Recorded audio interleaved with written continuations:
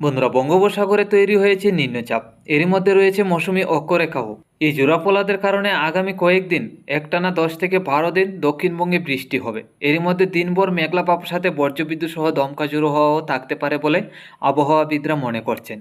তো বন্ধুরা, এই যে নিম্নচাপ তৈরি হচ্ছে বঙ্গোপসাগরে আর নিম্নচাপগুলি প্রবেশ করতে যাচ্ছে, তাতে আজকে থেকেই দক্ষিণবঙ্গে কিন্তু মেঘলা ভাব শুরু হয়েছে, আমরা যেটা দেখতে পাচ্ছি। তো আমরা সরাসরি লাইভ ট্রেকিংয়ে চলে যাব, গিয়ে দেখে নেব যে কী পরিমাণ নিম্নচাপ থাকছে। ঘূর্ণাবর্ত যে তৈরি হওয়ার কথা ছিল তা থেকে ঘূর্ণাবর্ত তৈরি হচ্ছে কিনা, আজকে এবং আগামীকাল কোন কোন জেলায় কোন সময় থেকে বৃষ্টি থাকতে পারে তাও আমরা জেনে নিচ্ছি। চলে এলাম সরাসরি লাইভ ট্রেকিংয়ে। আজ 21শে সেপ্টেম্বর, শনিবার 2024।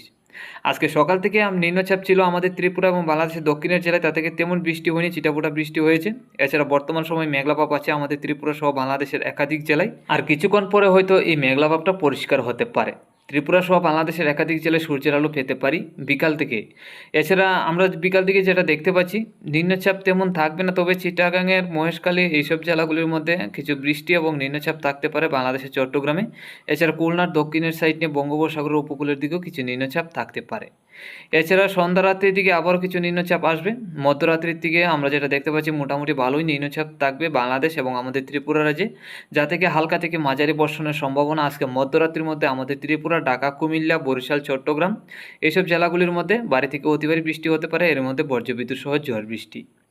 এছাড়া আজকে মধ্যরাত্রি থেকে আগামীকাল সকালের মধ্যে গেলে আমরা দেখতে পাচ্ছি আবারও নিম্নচাপ থাকবে বাংলাদেশ এবং আমাদের ত্রিপুরায়, তাতে সিলেট, ময়মনসিংহ, ঢাকা, কুমিল্লা, খুলনা, বরিশাল, চট্টগ্রাম, আমাদের ত্রিপুরা, এছাড়া আসামের শিলচর, করিমগঞ্জ, হাইলাকান্দি জেলাগুলির মধ্যে হালকা থেকে মাঝারি বর্ষণ, এর মধ্যে মোটামুটি বজ্রপাতও থাকতে পারে। শুধু রংপুর, রাজশাহীর দিকে পরিষ্কার থাকবে, আমরা যেটা দেখতে পাচ্ছি। এছাড়া আগামীকাল দুপুরের মধ্যে গেলে মেঘলাভাবটা কিছুটা পরিষ্কার হতে পারে, তারপরেও হালকা পাতলা মেঘলাভাব থাকবে, আমরা যেটা দেখতে পাচ্ছি, তবে দুপুরে বৃষ্টি হবে না। এছাড়া তাপমাত্রা থাকবে 34 ডিগ্রি আগামীকাল। বিকাল থেকে সন্ধ্যা রাত্রির মধ্যে গেলে আমরা দেখতে পাচ্ছি আবারও কিছু নিম্নচাপ চলে আসবে বাংলাদেশের রাজশাহী, ঢাকা এবং খুলনা বিভাগের দিকে। এইসব জেলায় হালকা পাতলা মাঝারি বর্ষণ, এরই মধ্যে বজ্রপাতও। মধ্যরাত্রির মধ্যে গেলে আমরা দেখতে পাচ্ছি রাজশাহী, ঢাকা এবং খুলনা বিভাগের দিকে বৃষ্টির সম্ভাবনা। আমাদের ত্রিপুরা, আসামে শিলচর, করিমগঞ্জ, হাইলাকান্দি জেলাগুলির দিকেও বৃষ্টির সম্ভাবনা আছে। তবে 23 তারিখ থেকে ঝড় বৃষ্টির পরিমাণটা বাড়বে।